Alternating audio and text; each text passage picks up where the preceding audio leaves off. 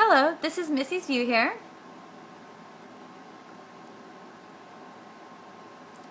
Today I would like to talk about the word talk. And I'm going to go ahead and share my feelings about this word with you. So I asked my husband what he thought the word talk meant, because I was curious to know what he felt it was from his perspective. And he told me it was exchanging information and signing back and forth. Now, he's hearing and I'm deaf, but since we live together, we're constantly signing with each other, so I think that our experience with the word talk might have caused him to modify his definition a bit. So then I asked a few deaf people what they thought talk meant, and most of them answered quickly. They said it was signing.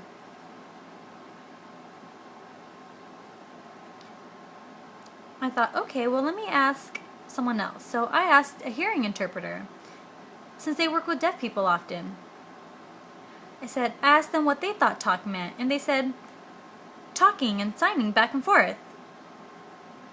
So then I asked a hearing person who knew absolutely nothing about deaf people,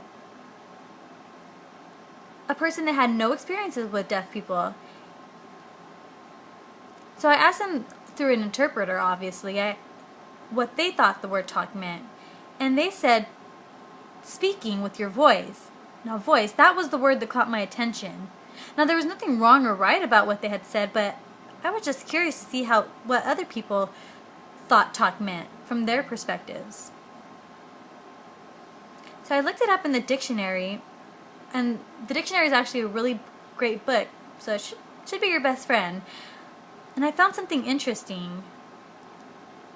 There was a list of definitions for the word talk, but I just picked the first definition, which was fine. Now this is what it said. The definition was to speak in order to give information or express ideas or feelings.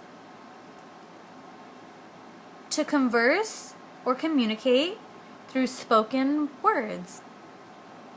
I thought that was interesting because hearing people, when they communicate speaking and using their voice, while deaf people communicate using their hands. So the perspectives between the two are different. Let me give you an example to prove it to you.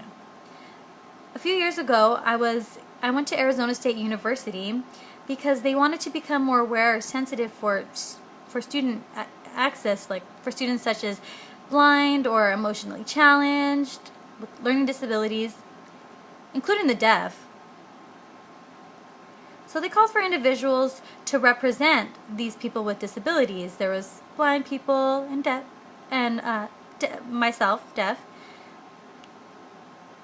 So the audience was about 300 to 400 people. There was a bunch of there was a lot of staff. The president was there, a lot of the higher ups. So everybody took their turns speaking, and then it got to me, and I just started signing. Of course, people weren't used to seeing someone. It caught them off guard to see someone sign because I was using my expressions, but I understood that. So I just gave an explanation of what deaf people needed. I said that they needed interpreters, note takers, captioning. Just a brief explanation. And then I asked the audience if they had any questions.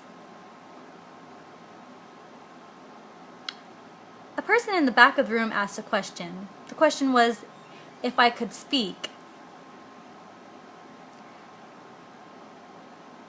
I looked down at my interpreter because I was caught off guard. It confused me, but the interpreter, who was a good interpreter, remained neutral. And I just thought to myself, wow, I was really confused. Of course, I had all these thoughts running through my mind, and I really felt like, where has this person been? I was shocked, and then that's when I realized that their view and my view of the word talk were totally different. So I answered them by saying, I've just been here signing for 20 minutes. Isn't that talking? And that's when everybody became quiet. I asked if they had any more questions, but no one had any more, so that's when it became obvious to me that hearing's perspective and deaf perspective of the word talk is different. Hearing speak and deaf sign. Interesting. Now I'm curious to know what you feel about that. So let me know. And this is Missy's View.